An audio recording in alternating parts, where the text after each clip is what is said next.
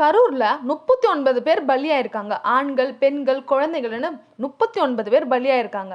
கண்டிப்பா சொல்றேன். இது விஜய் மேல தான் தப்பு. இல்ல டிஎம்கே மேல தான் தப்பு. இல்லம்மா அங்க கரண்ட் யாரோ ஆஃப் பண்ணியிருக்காங்க. இல்ல சின்ன இடமா வச்சதுனால தான் நெறைய கூட்டம் வந்ததுனால தான் இவ்ளோ கிரவுட் ஆயிடுச்சு. இவங்கள யாரு சின்ன இடத்துல வைக்க சொன்னது? ஒரு கூட்டம் வச்சாங்கன்னா பெரிய இடமா தான் பார்த்து வைக்கணும். விஜய் வந்து ஒரு ஆக்டர்னு எல்லாருக்குமே தெரியும். அவரை பார்க்கறதுக்கு நெறைய பேர் தான் வருவாங்க. அப்புறம் ஏன் போலீஸ் ப்ரொடெக்ஷன் இல்ல? டிஎம்கே தான் ஏதோ பண்ணியிருக்காங்க. இல்ல டிவிக்கே தான் ஏதோ பண்ணியிருக்காங்க. விஜய் அண்ணா மேல தான் எல்லாம் தப்பு. இல்ல முதலமைச்சர் ஸ்டாலின் மேல தான் தப்பு. கவர்மெண்ட் தான் சரியில்லை.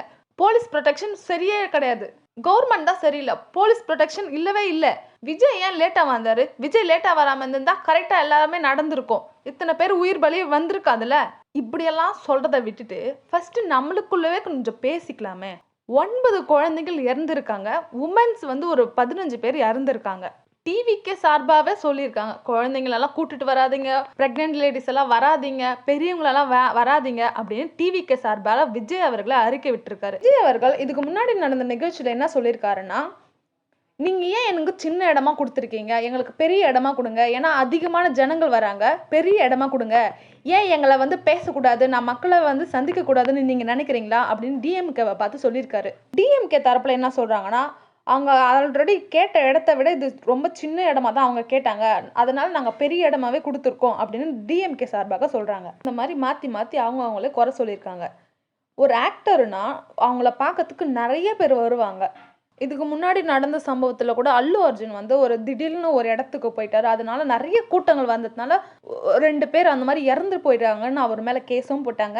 அதுக்கு அவர் வந்து ஒரு நாள் கஸ்டடியில் இருந்துட்டு மறுநாளே ரிலீஸ் ஆகி வந்துட்டாரு. ஆனால் இது ஒன்றும் திடீர்னு வந்தது கிடையாது. எல்லாம் பர்மிஷனும் வாங்கிட்டு இந்த நாளில் இத்தனை பேர் வருவாங்க அப்படின்னு எல்லாம் பர்மிஷன் அறிக்கையெல்லாம் விட்டுட்டு பேருக்கு தானே இவர் டிவிக்கு தலைவர் வந்திருக்காரு. திடீர்னு ஒன்றும் கூட்டம் கிடையாதுல்ல. திடீர்னு கூட்டிட்டாங்கப்பா கூட்டம் அப்படின்னு சொன்னா கூட ஓகே, தெரியாம நடந்திருக்கு அப்படின்னு சொல்லலாம். எல்லா பர்மிஷனும் வாங்கிட்டு தான் இந்த கூட்டமே நடந்திருக்கு. விஜய் அவர்கள் பேசிட்டு இருக்கிற அப்போவே நிறைய பேர் மயங்கி விழுந்ததாகவும் அப்பவே பல பேர் வந்து உயிர் விட்டதாகவும் சொல்லப்படுது. தண்ணி வசதி, டாக்டர்ஸ், ஆம்புலன்ஸ் ஒரு 4-5 டாக்டர்ஸ் கூட இருந்திருந்தாங்கன்னா உயிர் பலி கண்டிப்பா கம்மியா இருக்கும்னு டிஎம்கே சார்பாக சொல்றாங்க. அங்க 39 பேர் மரணம் அடைஞ்சிருக்காங்க. அதுக்கு விஜய் அவர்கள் என்ன சொல்றாங்கன்னா, என் நெஞ்சமே நொறுங்கி போயிருக்கு, நான் இந்த மாதிரி நடக்கணும்னு நான் எதிர்பார்க்கவே இல்லை, ரொம்ப கஷ்டத்துலையும் ரொம்ப மனவேதனையிலும் தான் நான் இருக்கேன் இப்போ அப்படின்னு சொல்லியிருக்காரு. இறந்த குடும்பங்களுக்கு விஜய் அவர்கள் சார்பாக 20 லட்சமோ கொடுக்கறதாவும் அறிக்கை விட்டுருக்காரு. அப்புறம் அடிப்பட்டவங்களுக்கு வந்து 2 லட்ச ரூபாய் கொடுக்கறதாவும் அறிக்கை விட்டுருக்காரு. சிஎம் சார்பாக என்ன பண்ணியிருக்காங்கன்னா 10 லட்ச ரூபாய் உயிரிழந்தவங்களுக்கு தரதாவும் அறிக்கை விட்டுருக்காங்க. அடிப்பட்டவங்களுக்கு 1 லட்ச ரூபாய் தரதாவும் அறிக்கை விட்டுருக்காங்க. மோடி சார்பாக என்ன பண்ணியிருக்காங்கன்னா 2 லட்ச ரூபாய் உயிர் இழந்தவர்களுக்கு அடிப்பட்டவருக்கு 50,000 ரூபாய் கொடுக்கறதாவும் அறிக்கை விட்டுருக்காங்க. இந்த சம்பவத்தப்போ செந்தில் பாலாஜி அவர்களும் எஜுகேஷன் மினிஸ்டர் வந்ததாகவும் ஆக்கப்படுதுங்க. ஏடிஎம்கே சார்பாக எடப்பாடி பழனிசாமியும் அந்த இடத்துல வந்திருக்காரு. அவர் என்ன சொல்லியிருக்காருன்னா, பிரசங்கெல்லாம் அவர்கிட்ட கேட்கும் போது இந்த டைம்ல வந்து அரசியல் பேசுறதுக்கு எனக்கு விருப்பம் கிடையாது அப்படின்னு சொல்லியிருக்காரு. ஸ்டாலின் அவர்கள் ஒரு ஷோவை லீட் பண்ணும் போது நிறைய ப்ரொடெக்ஷன், போலீஸ் அவர்கள் எல்லாம் நிறைய பேர் பாதுகாப்பெல்லாம் இருக்காங்க.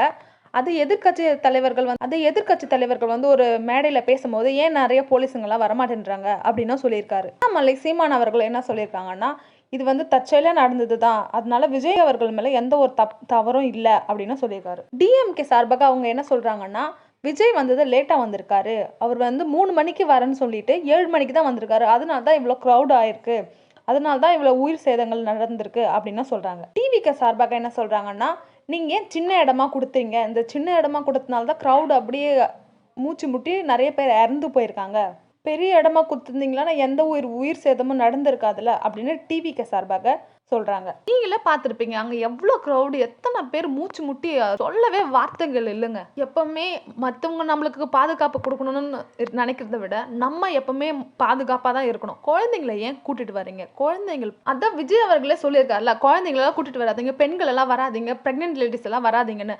அந்த வீடியோஸ் எல்லாம் பார்த்தாலே பயமா இருக்கு, ரொம்ப ரொம்ப கஷ்டமாகவும் இருக்குது. ஒரு ஃபேமிலியை சேர்ந்தவங்க, அம்மா பொண்ணு 2 பொண்ணுங்க ஒரு அம்மா இறந்து போயிருக்காங்க. அத நினைக்கிறது ரொம்ப கஷ்டமா இருக்கு. குழந்தைங்கள், பெண்கள் எல்லாம் வந்து இதெல்லாம் தாண்டி நாங்க விஜய பார்க்க போறோம் அப்படின்னு போனாலுமே, எவ்ளோ தூரத்துல இருந்து பார்க்கணும். அவ்ளோ கூட்ட நெரிசல்ல நீங்க குழந்தைங்கள வச்சுருக்கவங்க எவ்ளோ பாதுகாப்பா இருக்கணும்னு உங்களுக்கே தெரியும்.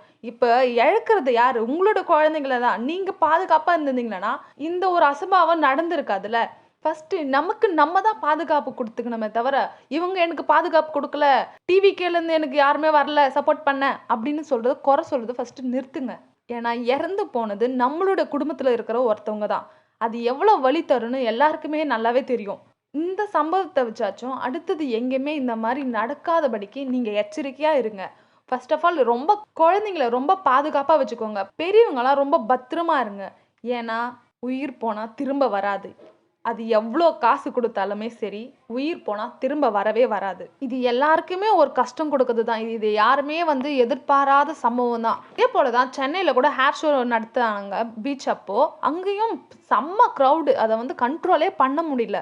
அங்கேயே 5 பேர் இறந்து போயிருக்காங்க. இந்த மாரி நிகழ்ச்சி வந்து இது மட்டும் புதுசு கிடையாது.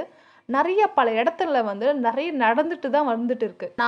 இதுதாங்க ஃபர்ஸ்ட் டைம் ஒரு அரசியல்வாதிக அவர் பார்க்கறதுக்கு கூட்ட நெரிசல்னால ஒரு 40 பேர் உயிர் இழந்திருக்காங்கன்றது இதுதாங்க ஃபர்ஸ்ட் டைமு.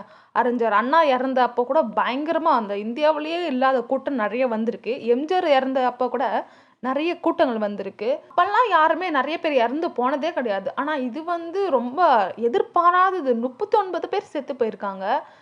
100க்கு மேற்பட்டவர் வந்து ஹாஸ்பிட்டல்ல அட்மிட் ஆயிருக்காங்க. இது வந்து யாருமே எதிர்பார்க்காதது. இந்த மாரி ஒரு நிகழ்வுல இந்த மாரி இத்தன பேர் செத்து போவாங்களா? அப்படின்னு ஆச்சரியமா தான் இருக்கு. ஸோ மக்களே, இந்த மாரி நிகழ்வுகள் வந்து நெறைய இடத்துல நெறைய நடந்துட்டு தான் இருந்திருக்கு. ஆனா இத வந்து யாருமே நோட்டீஸ் பண்ணதில்ல.